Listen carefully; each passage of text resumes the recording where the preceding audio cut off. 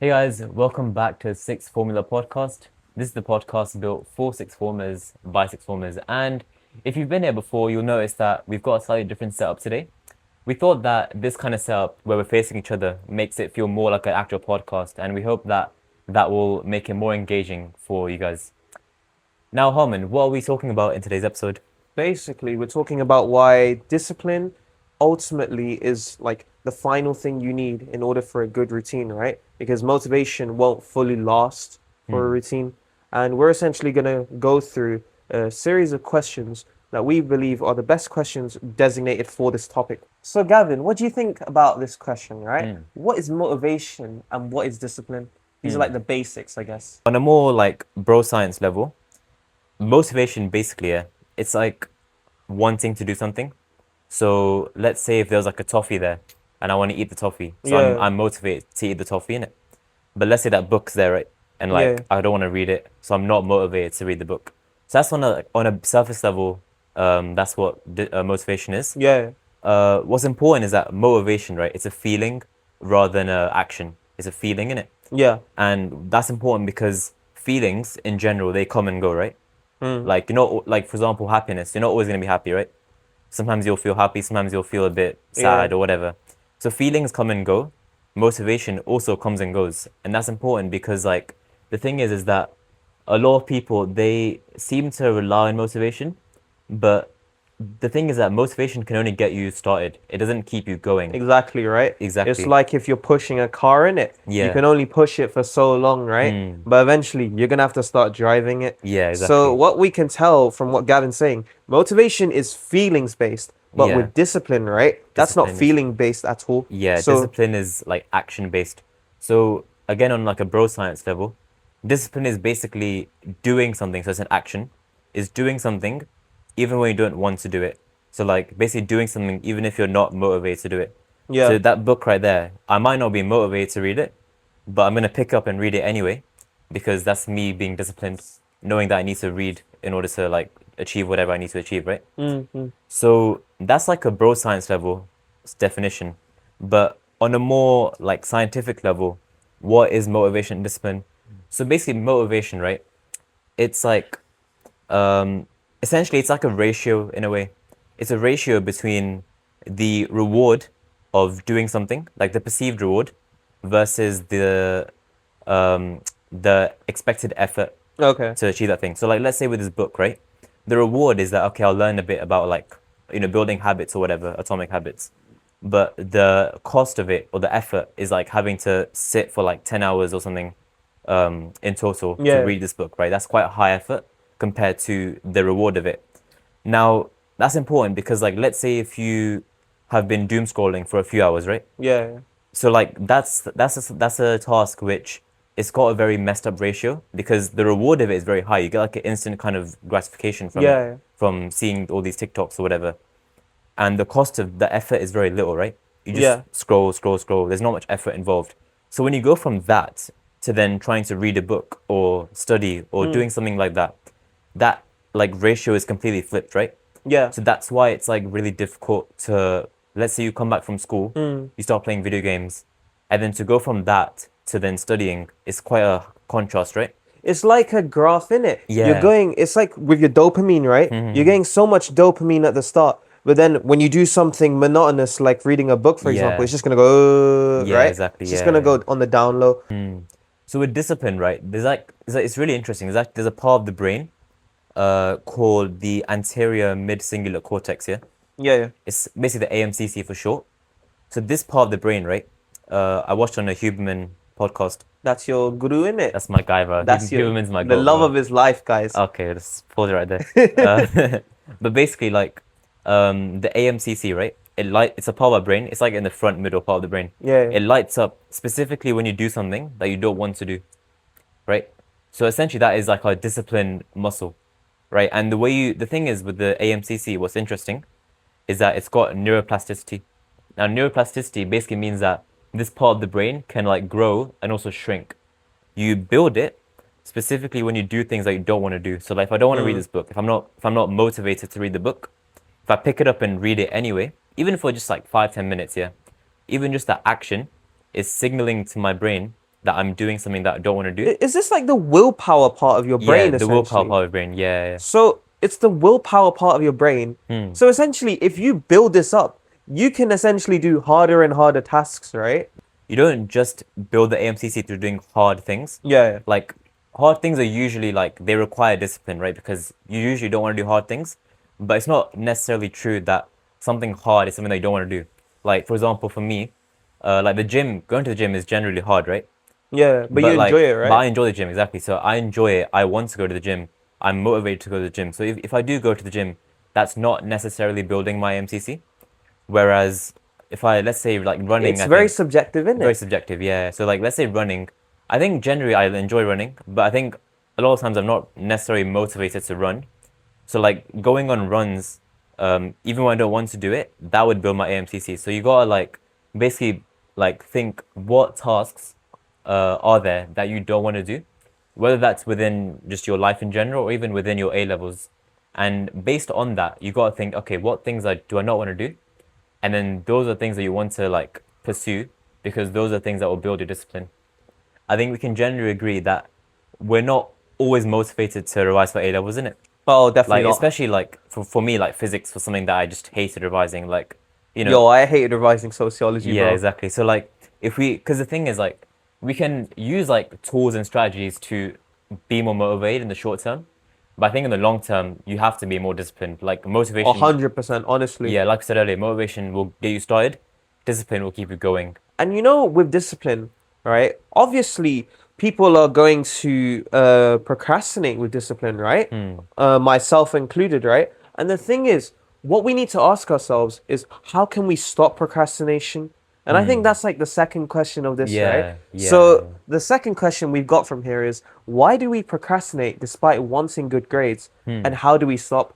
Now, earlier we were talking about how discipline is like an action-based procedure, right? yeah, But motivation is essentially an emotionally like regulated thing, right? yeah, It's the same with procrastination. So these two researchers, right? We can go into the neurobiology of this, honestly. So these two researchers from Durham and Carleton University, right? They essentially did some research on procrastination. They found that it's emotionally regulated. yeah, So essentially, let's say I don't know, we got to read this book in it, right? Now, you'll see this book and you go, "Oh my God, it's so long, bro. Like, what yeah, the hell, man?" yeah. So you're obviously gonna have a negative response to that, right? You're gonna feel guilt. You're gonna feel Anger. anger. I can't speak English, guys. Allow it. I'm not a freshie, I promise. But the thing is, in it, you're gonna feel like a bunch of, I guess, like you just can't be asked in it. Yeah. Now, these negative emotions will actually cause you to begin procrastination. Hmm. But if you want to eliminate this, you have to be essentially the opposite of impulsive. You got to be like, okay, I just need to read the book and get out of the way. So, in order to stop procrastination, you need to eliminate your indecisiveness, and then you just need to begin working on the task at hand, right? And then, how do we get good grades from this? Now, what I'll say in it, you cannot rely on your willpower 100% of the time. Yeah. So what you need to do, you need to, now I forgot the word of this, right? But essentially, you get a task, right? And you pair it up with something you really enjoy doing in it. So this was pointed out in Atomic Habits, Yeah. based on what I remember. Essentially, if you're doing something that you enjoy alongside the task, you're essentially overlapping like the emotions within your brain, right? Yeah. Because now you're enjoying the task. Yeah. And then that can actually help you with your good grades. So I remember, for instance, I would do like a further maths paper, and then after I would watch like an episode of Netflix, right? Because that's what I would get in return. What about you, like, Gavin? like a rewards based thing, basically. It's rewards based, in it? Because that's how humans are, right? Yeah. It's like back when we were hunter gatherers, we would forage for food because then we would know that the reward is food. So we could chill, we could enjoy it, right? Yeah. What do you think about this topic, Gavin? Yeah, I agree with you because like the thing is that the motivation comes from the expectation of a reward, right? Yeah. So it's like, again, it's that ratio between the like expected reward and the expected effort. Yeah. And so if you can like, if you can manipulate that ratio so that along with the effort, there's also a reward. And if you can kind of sway that ratio so that there's a bigger reward for the effort, then that can help you to like be more motivated and 100%, overcome that honestly. procrastination. Yeah. Yeah. You know, when you think of motivation, innit? This is a bit of a side tangent. Yeah. I just think of like, you know, like those people doom scrolling on TikTok at like 3 a.m. and they're going, I'm gonna fix my life, guys, by doom scrolling. Yeah. It's like the alpha male Andrew Tate. It's so corny, bro. Yeah. That's what I think of it, at least, right? But the thing is, innit? You have to just eliminate your indecisiveness, and then that way you can actually be focused on the time at hand. Because Yeah. you guys might not realize this, innit? We waste so much time, you know. This is like another side tangent, innit? People waste so much time just thinking of stuff. Yeah. It's like, okay, there's this is a bit of a side tangent as well. I know we How love much side tangents. We Oh love my side God. tangents on the sixth formula, innit? Yeah. I was watching this up. Oh, that's 2 flies now. What the? Bro, I don't know what's going on. Yeah. Okay. I was watching this Upna J reel, innit? Yeah. And essentially, right, this guy, he asks him, yo, should I start my business now? And he's like, yeah, you should. Why are you being so indecisive? Yeah. Think about it. Hustler mindset. That's the mindset. Bro. We will not, what's the thing? It's like, we will not be tired until we got have Lamborghini tires, bro. Oh, man. Yeah? Third question, right? How do we become more motivated? So I think when it comes to becoming more motivated, there's like a thing I learned about, right? Yeah. It's called a drive vacuum. I'm not talking about Dysons. I'm not talking about Hoovers. Oh, Drive yeah, of vacuums, course, yeah? bro. Yeah. So basically, a drive vacuum, right? It's like it's kind of like an empty space in our head, or in our mind. Sorry. Yeah, It's like an empty space in our mind, which is created by like a negative experience, and that's usually within our childhood. So let's say, for example, let's say if you were like bullied as a kid, yeah. Let's say like you got beat up at school or something. So that's created like a dry vacuum for you. You feel quite vulnerable, scared, and so what that does, right, is that when you grow older, you will naturally tend towards, or you will naturally be more motivated towards, like, for example, getting into martial arts or something like that, so you can protect yourself, right? People think like, why do I want to do this? Why do I want to achieve that? It's usually down to those dry vacuums. So I'll say my own example. Like, I think when I was a kid, I think generally, I'd say like I felt quite ignored sometimes, or like insignificant in like certain situations, yeah. So I think that's created a dry vacuum for me, where I want to be like, you know, significant, where I want to do things which make a big difference. So that's my dry vacuum. That's what motivates me to, for example, just like push myself as far as I can to achieve big things and to make a big impact. Yeah. That's why, for example, I did that. I made that further maths paper, or did other things. Self-glaze, yeah? Self, whatever. Because it's like, that's like the psychological reason, in it. Like, I want to like help people. I want to make a difference to people. Yeah, yeah. Because when I was a kid, I felt that I was not making a difference at all in anyone's lives. That I was like unimportant. So those dry vacuums. Yo, that's really sad. That's really sad, guys. I think everyone has a kind of dry vacuum like that. Yeah, yeah. And it's usually linked to a childhood, isn't it? Like whatever experience that we have in our childhood. So these dry vacuums, right? First of all, we need to identify what they are, and that's subjective to everyone. So everyone's got a different like set of dry vacuums. And once you identify that dry vacuum, right? It's like, it basically gives you access to like essentially like an unlimited pool of motivation that will then help you to like break out of bad habits and push towards things that you want to achieve. Yeah. But I'll be honest, innit? I have never found my like dry vacuum in my life, you know. I don't.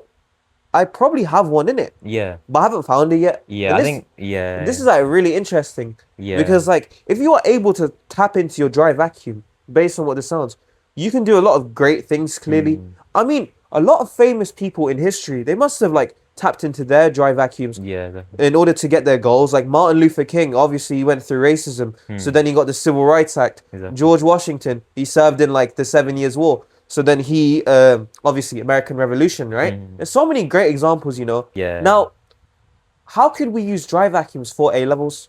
For A levels, so the thing is, right, I mean, if you're watching this podcast, you're already someone who is clearly motivated in some way to achieve good grades, right? Now the question is like, why is that? Like, why do you want to achieve good grades? Because I think not a lot of people ask like why they want these good grades. Like, why do you want all A stars, or why do you want all grade 9s, or why do you want to get right? to Oxbridge or whatever, right? It's like, what do they see in themselves? Exactly. So, like, that goal, that desire that you have, it comes down to your dry vacuum. So maybe as a kid, if you got like, maybe in school you got compared to other kids, and that made you feel inferior, and so that's created like a dry vacuum for you, where you want to like now be the best, you want to achieve the most in a way. So that could be a dry vacuum. Maybe you just weren't particularly smart as a kid.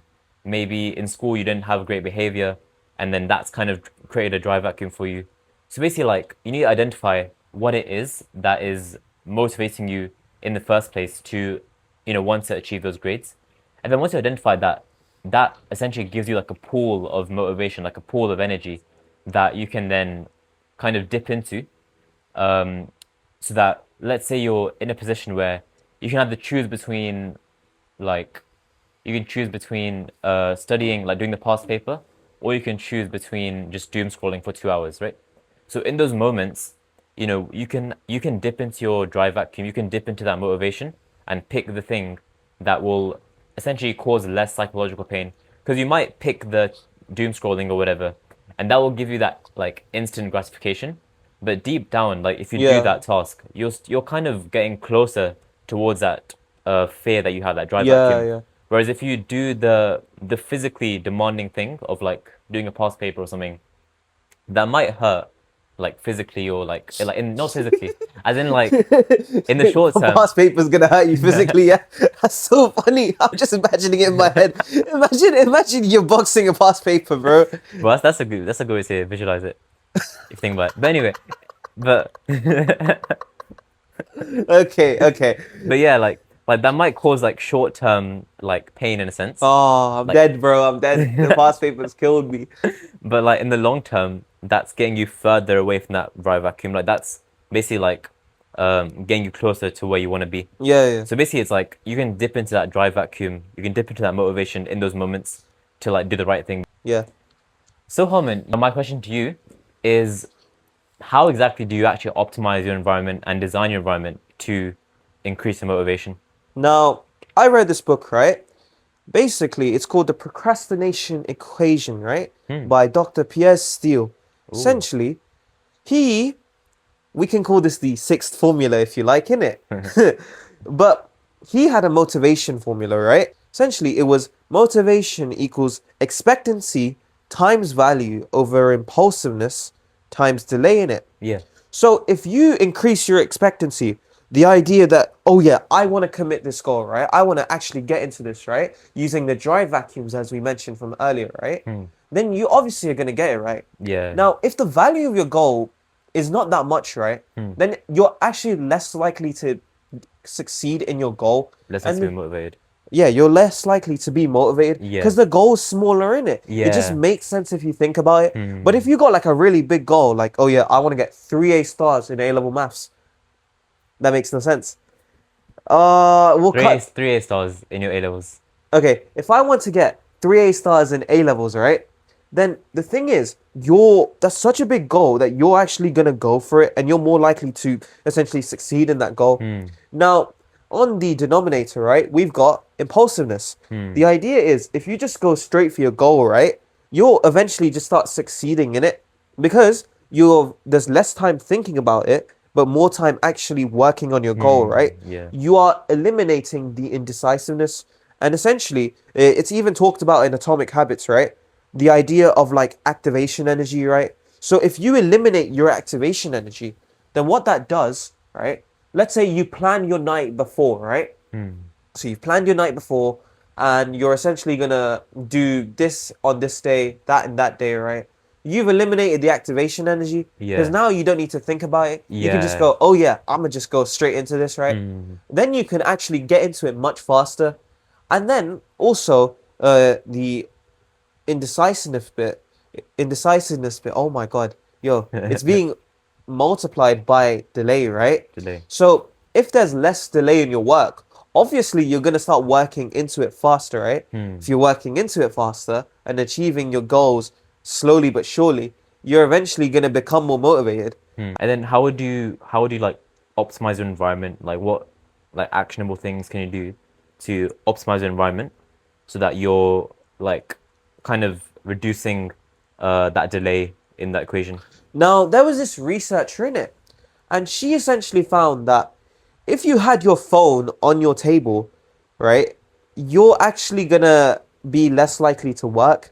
And the idea is that it takes so much energy required to resist using your phone in it. Because they're Yeah. like, oh my God, my phone, I really want to use it, Yeah. But the point is, in it, if you can eliminate bad things within your environment, then you're actually more likely to work. So I'll give a personal anecdote in it. When I would revise, right, I'd put my phone in my cupboard every single time. Yeah. And the reason is because my phone was so distracting in it. Like sometimes I have like a chronic phone addiction, and having your phone out actually fuels it because of the short dopamine Yeah. relapses and whatnot. So the point is, if you can make it so that your environment is optimized for whatever you're doing by eliminating distractions, reducing your activation energy so that you're less mental resistance essentially, then what Yeah. will happen is you'll be more geared and therefore suited up towards your goal. So obviously, we've just talked about tips and tricks in order to build motivation, right? But motivation doesn't always last. What does last is discipline. So could you tell us how you can build more discipline? Yeah. So in order to build discipline, the answer again is the AMCC, right? The anterior mid-cingulate cortex. So essentially, like we just need to build that muscle, right? And if we can build that muscle, then we will be more disciplined. So again, we build that muscle through doing things that we don't want to do. So it's not necessarily hard things, but things that we don't want to do. And that's subjective to everyone, right? So again, for me, I'm someone who enjoys going to the gym. So that's not necessarily building my AMCC. It's not necessarily making me more disciplined. Whereas, I don't know, going on a run, that's something that I have more of a like resistance towards doing. Yeah, yeah. And so doing that more often is going to help me build my discipline. So basically, in terms of you guys, if you're looking to become more disciplined in your studies, then obviously, like, I'm guessing that studying is something that you might not always be motivated to do. And so obviously the first step is to like actively pursue that act of studying, Exactly, right. even if it's for like half an hour a day or however long, just so that you're essentially building that muscle. Um, and then you can also do other things that are outside of academia to build your discipline. So again, it could be for you going to the gym, it might be doing a cold shower, it might be meditating, it might be, going on a run. Anything that you don't want to do, even things like making your bed or something like that. These little things can help make a big difference to grow that muscle. And then that will help you become more disciplined. And this literally links back to the procrastination equation, right? Because you are actually eliminating your decisiveness. And then that Yeah. will result in your motivation and therefore your discipline becoming bigger, right? When you really think about it, Yeah. motivation will help you build your discipline. And in a sense, right, if we can help our AMCC become bigger and therefore more futile to resistance, right, then that'll actually result in our goals being more likely to be achieved by us, right? And that's a really good thing, of course. Yeah. And I guess another thing that is definitely also quite potent is your identity. So Yeah. like your self-image. So if you think about like, for example, brushing your teeth, right? None of us really struggle with like brushing our teeth. We don't necessarily need motivation to do it, nor do we need discipline, right? Because if you think about it, like it's just something that you do, right? It's like in a way like it's a part of identity. And so in order to like get almost past that discipline stage where you can do something like studying and you don't even need to like necessarily force yourself to do it, to get to that stage you need to basically do it so many times, repeat the action so many times that it essentially becomes a part of who you are. So that's kind of like the next stage beyond discipline. So in order to get to that stage though, you have to be disciplined, right? Because like in order to build that identity, you have to have done that action so many times that it just becomes second nature. But to get to that point, you have to have gone through that initial like struggle of doing something even when you don't want to do it. So you're essentially putting yourself through voluntary hardship. Yeah, voluntary hardship, yeah. That results your identity, and then that identity influence allows you to proactively work towards your goals. And then little by little, right? Just like the idea of atomic habits, you Yeah. can eventually chip away at your goal and start to achieve it, right? Yeah. And this links with all areas of life, be it academia, gym, etc., right? Whatever. The point is, if you can proactively change your identity via saying, I want to pursue this, I want to become this, I want to do this, right? You can effectively go towards that goal and then pursue it and become that version of yourself, right? So Harman, we've talked about motivation and discipline now. But I think what a lot of people struggle with, including ourselves, is we fall off, right? We, start doing like certain habits, or we start building a routine, and then something comes in the way or whatever, and then we fall off, and then we struggle to like get back into it. So how would you prevent yourself from falling off? Now, essentially, right, in a day, we're going to do many decisions, right? We're going to be doing a lot of things, right? Working, sleeping, eating, whatever, right? Yeah. We're going to be actively making decisions. This results in decision fatigue, right? Your brain just gets really tired and like you get a bunch of brain fog essentially. So you can't really work as much anymore, right? If you actually build a routine, right, it activates this part of your brain called the basal something, right? Basal ganglia, I think. Basal ganglia, yeah? We'll call Yeah. it the BG for short, innit? Yeah. The BG, right? Now, the BG actually requires barely any mental energy, right? Basically zero. And that's because you're activating a part of your brain that prioritizes routines and not actively doing choices, right? So, as a result, if you really want to prioritize your mental energy, you need to build a good routine.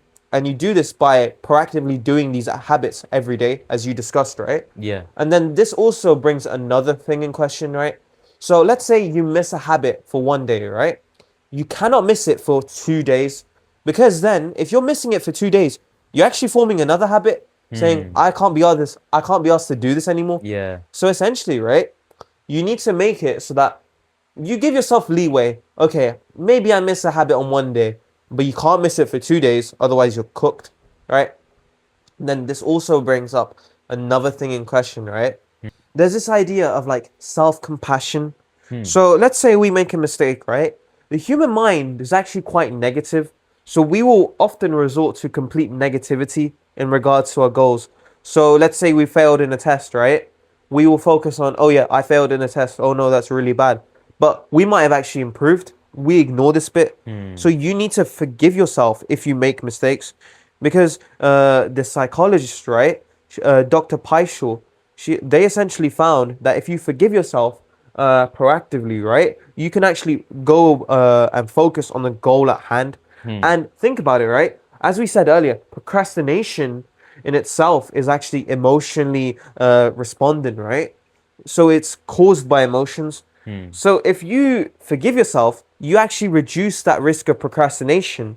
That's true. Yeah. I think that rule they said, like, don't miss the same thing twice. Yeah. I think that especially applies because the thing is, like, if you're trying to, again, build that identity that we talked about earlier, of course, like, you're going to have days where you can't do that particular habit or you can't study for whatever reason.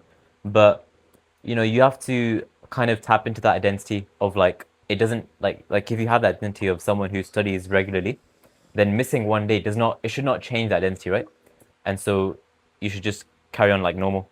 Exactly, right? Yeah. But if you miss it for 2 days, you're actually forming a new habit of missing your goal. Yeah, But do exactly. we want to miss our goal? No, no, Yeah. no. We're going to be working towards our goal, right? Yeah. We will not be tired until we've got Got Lamborghini Lamborghini tires, tires. bro. Come on. Yeah, it's so corny, yeah. But you know what? I It's actually true, like though. the phrase. Exactly. So, Harman, that basically wraps up the episode. So, if we had to leave like one message behind for our viewers, what would those messages be? So, I'll start. I would say my message to leave behind to summarize this episode is that almost anything that we do in life, any desires that we have, any goals that we pursue, almost all of them, if not all of them, are fueled by these drive vacuums. And these drive vacuums are essentially negative experiences that create a void in our minds. And they provide us with an endless pool of motivation so that we can go and essentially run away from those drive vacuums. It's quite a negative, but quite a powerful concept. And What what I'm would going to your say, summary be? discipline isn't built in a day, right? So even if you make one mistake and you mess up on your habits for one day, don't let it become 2 days, or it will eventually start to backbite you, essentially. That makes sense. Yeah, fair enough. So yeah, that wraps up the episode then, guys. Thank you so much for watching. We hope you like the new setup as well. Yeah. Leave some feedback in the comments and stuff like that. Tell us what we could improve, of course. We Yeah. like taking the criticism, of course. Yeah, of course. And yeah, thanks so much. We'll see you in the next episode. Goodbye.